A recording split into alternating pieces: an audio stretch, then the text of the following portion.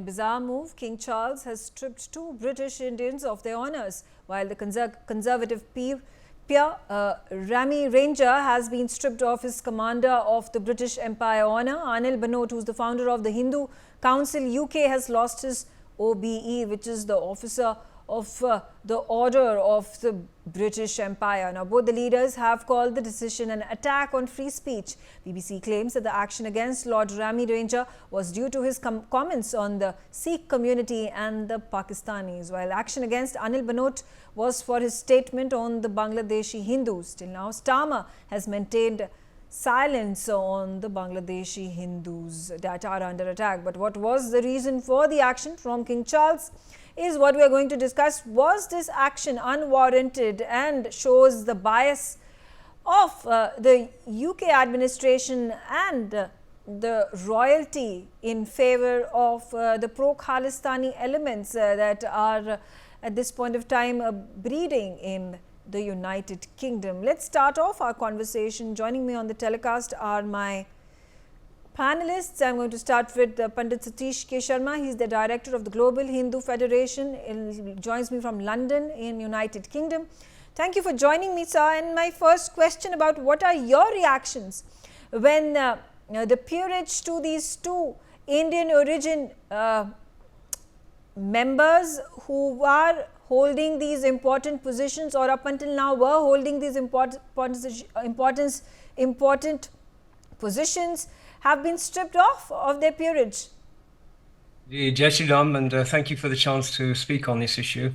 There are so many lessons and so many pointers that we can get from this. Firstly, I don't think it's right to bundle the two together.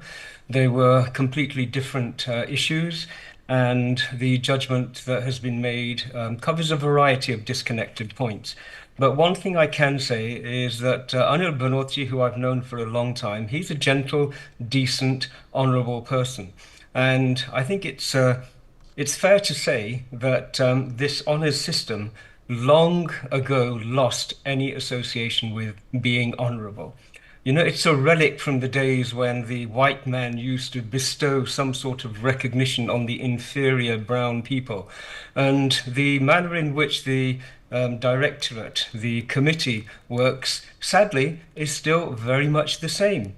You know, I mentioned that it's not particularly honourable. It's worth remembering that Sir Jimmy Savile, one of the most reprehensible abusers, was bestowed with all of these titles. And we've only recently had Sadiq Khan, who is a very questionable character and whose actions have overseen an incredible rise in knife crime and crimes across London. He too is now a Sir.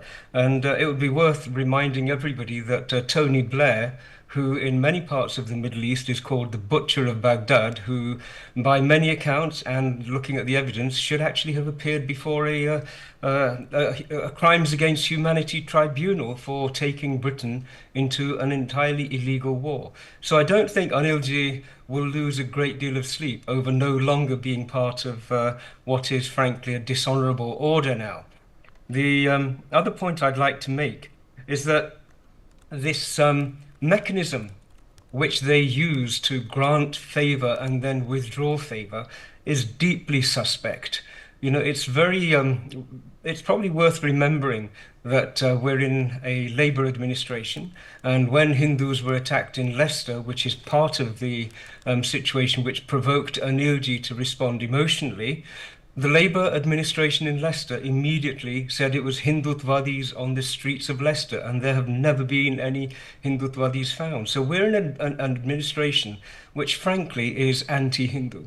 The last thing I'd say is that King Charles is relatively impotent when it comes to these decisions. It's made by the civil service, it's then approved by the Prime Minister, and then the Prime Minister is the one who really should bear the responsibility for this decision. And in conclusion, Sir Keir Starmer is also the member of the most honourable order of knights who oversaw the Crown Prosecution Service when Jimmy Savile's case was completely ignored and justice was not given to those well, several hundred children who were abused on his watch. So this honourable aspect, I think, is questionable now. The fact that it's the British Empire is also immensely questionable. This is an empire which we know stole $45 trillion worth of wealth from Bharat and was responsible for at least 165 million deaths in the 280 years of its occupation. So let's try and put things into a proper perspective. Okay. If I was in Anilji's shoes, I would encourage him to challenge this decision, because the process whereby he has been stripped has actually been unbelievably unpleasant. It's been in the public space, they announce it across the globe, and this is an assault on his character. And I would suggest that he would be in a great position to ask for perhaps a judicial review of who the people were in the civil service who came to this decision. It would be wonderful to see whether Hindus had any representation in that process, whether there are any people who have an understanding of the contribution of our community in this country who were involved in that decision. And if there weren't, then I think heads should roll. So I'm really going to reach out to Anilji and encourage him not to take this lying down. This is a time and an opportunity for us to demand equal respect as a very important part of the British community here. But Pandit Sharma, who actually is listening to the kind of questions that at this point of time being raised by Anil Bhanot, or for that matter by Lord Rami Ranger? Because if precedence is to go by, it was many years ago when Lord Indrajit was not even allowed to speak about the martyrdom of Tegh Bahadur, because the questions being raised by BBC was that, you know, this would quote unquote not go down with the Muslims in the country and across the globe, and that's the kind of, you know, turning the story on its head, which is falsifying all completely the truth. And talk about particularly when we talk about Lord Rami Ranger, and he's speaking about how he was speaking against the Khalistani secessionist movement that is taking place that in Canada, and it's also gained ground in UK and other parts of the world. He's spoken about the propaganda documentary that was made by the BBC against Prime Minister Narendra Modi. He's spoken about Islamist terrorism that is spreading its wings in different parts, and particularly in the United Kingdom. So why are these issues being buried under the carpet, and the people who are actually raising these very important, pertinent points are being asked to shut up? It's an excellent question, and I think there are two aspects of this which we should really bear in mind. The first you touched upon. When Labour was in opposition, it was repeatedly anti-India and anti-Hindu. This was not something that anybody could ignore. You will recall it was at the Labour conference where they passed a motion on the Kashmir issue, and yet they have no locus standi and no intelligence upon which they base these decisions. The second point I'd say is that people like Rami Ranger ji, people like Anil ji, and many of us, we are internationalists. We have global contacts. The world is a small place. We're aware of movements in many parts of the world. And so we take those into account as well-informed people.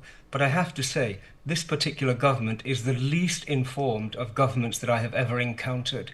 You can see that the decision making is somebody sitting in an ivory tower in Whitehall, scratching their head and thinking, oh, this terrible person, right? What he has done is so awful. And these people don't get out very much. They don't travel very much. And so they're stuck in a cocoon, making decisions which impact upon all of our lives, but without adequate research and without adequate information. And that's probably the best judgment that I would be able to lay at their door. There are many worse judgments which I think are also worth exploring, but I wouldn't want to air them in the public space without evidence, which I'm sure will arrive very soon. Okay, all right. Stay on with me, sir. Also on the telecast with me is Adit Kothari. Adit, what's your view in a situation such as this now? Should Anil Bhanot and Rami Ranger should have anyway volunteered years ago to let go of their peerage granted by the British Empire, you know, which is last of the vestiges of the colonialism that Indians continue to be buried under? Do you think this action that has come once again puts, you know, Indians down with the kind of authority that the British Empire continues to impose on 75 years after it actually left India in such turmoil? Thanks for having me, Megha. I don't think it's so much so about letting down Indians as such, but it's more about the political correctness that the present dispensation basically harbors and exhibits, especially when it comes down to the Islamists in the UK and the criminal gangs operating as Khalistanis, because they work as interest groups. They have political representation. So ultimately, the polity has no choice but to level with them and to patronize their whims and fancies. And that is what it's predominantly come down to. So which is why we're seeing from king and country, we're seeing this turn into king in Khalistan right now. Uh, stripping the royal awards of Rami Ranger or Anil Bhanot, it's more about we have to see who's actually tabling these motions. So you've got five pillars. You've got the Khalistanis. You've got Poonam Joshi. And if you look into the records of all of these people, all of these individuals, and all of these organizations, what do they represent? They represent totalitarianism, and they represent criminality. They represent all sorts of issues which are not in line with liberal democracy. So here you have the British government, which is actually giving patronage to the Islamists and the Khalistanis in the garb of human rights. So when all of these issues happened in 2019, when they were scaling up the Indian High Commission at the Strand and basically tearing down the flags and hurling abuses, the British government said that this is freedom of speech, which is why we will not take any coercive action against them. And now you're basically flouting that very freedom of speech, which Rami Ranger, Anil Bhanot has basically exhibited, or thereby have challenged these organizations, these feral individuals, and as a consequence have had to pay with their awards being stripped out. Right. So it's quite the double standards of the Western establishment, the Labour government. To be fair, I would agree, I would concur with Panditji that the king himself has no hand in it, but it's predominantly the bureaucracy, which is then headed by certain ministries, the whip, and the Labour Party in general, which has this sort of an attitude. We've seen this time and time again. Yes, Pavan Kumar Kale also on the telecast with me, and I have to give that example of Jeremy Corbyn, who has been a strong supporter of the Islamist radicalism that is found in many a pocket in United Kingdom, and just recently Jeremy Corbyn, case in point, being the former Liberal Party leader, and since then he has been removed from his post, of course, and after the now the election and Keir Starmer being the Prime Minister, but incidentally also during the campaigning period where the Labour was campaigning during the parliamentary elections, we also saw Jeremy Corbyn's brother embracing a pro-Khalistani leader and getting himself clicked with elements such as these. Are we at this point of time going to be wary of how the Labour Party, which leads the government, which leads the country right now, is going to be having an outlook and build a narrative which is going to be anti-India, particularly when it comes to Khalistani movement as well as the Islamist radicalism? Sorry, is that aimed at me? Pavan, yes.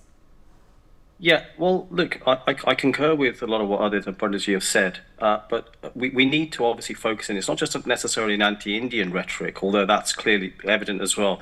There is this element, as both of them have alluded to, of a very specific anti-Hindu rhetoric. We've seen this in terms of, as you alluded to, Piers Corbyn, Jeremy Corbyn's brother, doing the various embraces, repeating various things.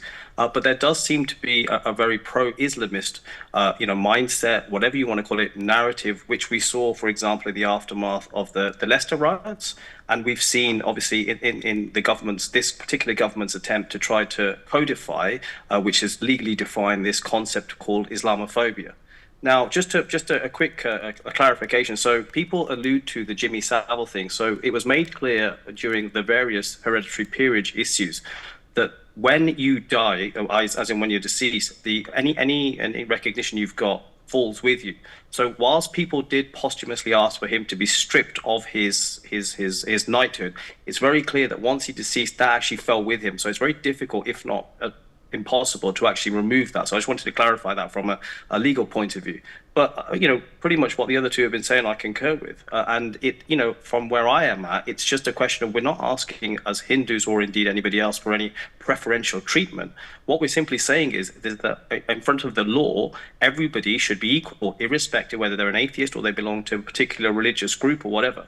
And I think many people will be able to outline just how disenfranchised and disillusioned, many Hindus have certainly felt over the last decade, to say the least, albeit as well as under the previous administration, because there's just simply no way to be able to promote or indeed advocate Hindu rights. For example, if you said in the country at the moment, and we're talking Britain, I'm a proud Hindu, people would automatically, and I guess in India, people will automatically assume you're engaging in some sort of hate speech. That's absolutely not what you're doing. You're not trying to demonize or denigrate any other religion. All you're simply saying is you're proud to belong to a very liberal faith. The same if you're like myself and others of Indian origin. Nobody's saying that this in any way means that you're superseding others. But that's part of the problem, and that's due not just to the Labour administration, but to the very specific narrative that has been built up here, whereby anything ostensibly Indian or Hindu is considered to be othered, and people don't really understand it, and that's just a pity that they demonstrate their ignorance so regularly. Pandit Satish Sharma, talking about the state of affairs when it comes to Hindus who are under attack in Bangladesh, there have been a number of MPs in the parliament, and they are from the Tory party, that have raised this issue very strongly in the parliament, on the floor of the house. But why do you think there has been no statement that has come from the Prime Minister himself or any of his leaders in the party? Now, wouldn't that be a wonderful question for any of the Tory parliamentarians to ask on the floor of the House of Commons, or perhaps any of our lords also to ask? But none of them have done so. And this is, for me, something which has a historical perspective. Remember, we're talking about the Parliament, which oversaw 7 partitions of what used to be Bharat. It oversaw the creation of East Pakistan and West Pakistan in both populations, both land masses. We have seen between 70 to 90% of the Hindu population erased. And so it's very possible, and I've actually lobbied for this and requested this, it'd be very easy for the British government, David Lammy in particular, to step forward and say, we're going to impose sanctions, we're going to suspend aid, anything along those lines, which they would do, and they certainly did in terms of the Israel-Gaza issue, where the number of human souls is dramatically less. It's a fraction of the number of killings that have happened already in Bangladesh, but there is absolute silence. And this reminds me that 2010 it was, where one of the MPs in the Labour Party published a report saying that the Labour Party has become almost fatally infiltrated by Islamists. And that is going back to 2010. And that hasn't been addressed. And now we have a government in place which potentially is compromised in terms of being able to be fair, to be equitable, and to fulfill its obligations to all British citizens. This is the bigger issue that's now coming out in front of everybody. And I think the consequences of this are going to be appalling. But one last thing I would say is, remember, and I did mention that this is not a particularly competent group of politicians. The Prime Minister stood up on an international stage and demanded the release of sausages. He meant to say hostages, but he said sausages. Now, what sort of incompetence does it take to make that sort of a mistake in such an important venue on such an incredibly sensitive issue? So I really do worry that the competence of the people at the helm, it really needs to be brought under scrutiny. Otherwise, we are going to see them wreak havoc, and probably innocently so, and without even having that as their intention. I wonder how innocent they are when they come about making these sweeping statements and then even taking stringent action against the likes of Rami Ranger, Anil Bhanot, and previously it was, of course, Lord Inderjeet Singh. Adit, now, should we be fearful of United Kingdom turning into another Canada for us in being able to, figure out a diplomatic ties. Obviously, the diplomatic ties have, reached a bottomless pit between India and Canada. But at this time, obviously, the situation is very much salvageable between UK and India. But how do we figure out, how do we calm the undercurrents that are obviously threatening the very sovereignty of our country? So, Megha, to be honest, from an Indian prism of things, it doesn't impact India much. Who does it directly impact? It's the British Indian diaspora which live in the UK. It's the British Hindus who live in the UK, because ultimately Anil Bhanot and Rami Ranger were our voices being represented in the House of Lords. They were basically lobbying for our causes, the issues that we've suffered during the Leicester riots, and those are the kind of things that they were basically tabling as motions. And that is what gets impacted as a cause. So from an Indian prism of things, I don't think there can be much done. Yes, of course, the Indian missions can raise this as an issue diplomatically, and that they should, 100%. But it's more of a concern for the the collective society of the British Hindus and the British Indians living in the UK, for us to basically galvanize ourselves and demand accountability from the government. But in addition to this, there is also a responsibility with the wider British citizens, because ultimately, it's their freedom of speech which is also being attacked. It is their freedom of speech. It is their fundamental rights which are also being diminished as a consequence of these kind of very hedonistic actions. We can only pray that senses prevail and the social society, the collective society, can awaken and can demand accountability of its government, which it has not been doing for the past 15 odd years. I mean, if you look at the kind of voting percentages in the 2024 elections, they were abysmally low, which is why the Muslim interest groups were able to sort of pressurize the government to take a stand on a few issues, even including the Islamophobia bill. Out of the 600 odd constituencies in Britain, there are almost about 100 constituencies which are impacted by the so-called Muslim vote. So ultimately, that is going to become the politics, and that is going to become the bane of the British civil society at large. Okay. If nobody wakes up to this, this is annihilation. Pawan, I'll have to bring my audience's focus to this report that had been published many years ago. This was the Colin Bloom report in good faith, and he had specifically mentioned about these Islamist operatives that were functional and how there were these lobbies that were being created within political parties that were giving these organizations, these bodies, the much needed funding and leverage. He spoke about the Islamists and he spoke about the Khalistanis. Do you think this report is still relevant? I do. I think it's moved on, though. Institutional capture is very much a reality. And for those who seek to deny it, along with the whole idea of censorship, you only need to, a cursory look at the boards and indeed the academic staff in universities, across the media. I've long said one of the fundamental problems is that there's just no obvious media entity which will allow Hindus to have a fair voice. Again, the same applies with universities. There's plenty of people who will offer Indian rhetoric, use ridiculous, what I call oxymorons like Hindu nationalists, which anybody with a cursory element and knowledge of Hinduism will understand is frankly an oxymoron. But I think that's the point, and as both of the other two have alluded to, it's this institutional capture that we need to try to redress. But the broader point here is it's not just specifically about Hindus. I appreciate or people with Indian origin, as others alluded to. There's a general angst here about freedom of speech. We saw this in the summer when people were essentially being, reprimanded, in some cases severely, reprimanded in terms of imprisonment, incarceration by the judiciary, simply for expressing their opinion. So there is that broader narrative which we need to push against. I mean, just a quick fact for you: Article 19 is a British NGO. Last year in their report, they had Britain down as 34th in free speech in the world. Now you just imagine that, 34th. Now, we have to be careful with these types of organizations because some of them are partisan. But for a British NGO to rate us, to essentially say there's 33 countries in the world with better freedom of speech provisions and legislation than us, really was very damning.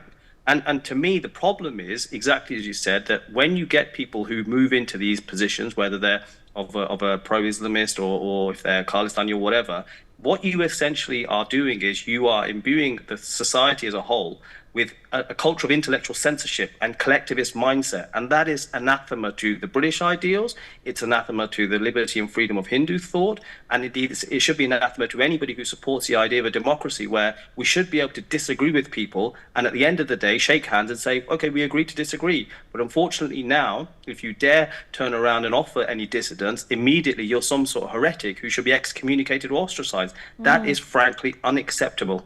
Right, absolutely, and very, very unfortunate. I'm out of time. I thank all of you for joining me on the telecast, sharing your views on this very important subject. And on that note, I slip into a short break. Thanks for watching NewsX.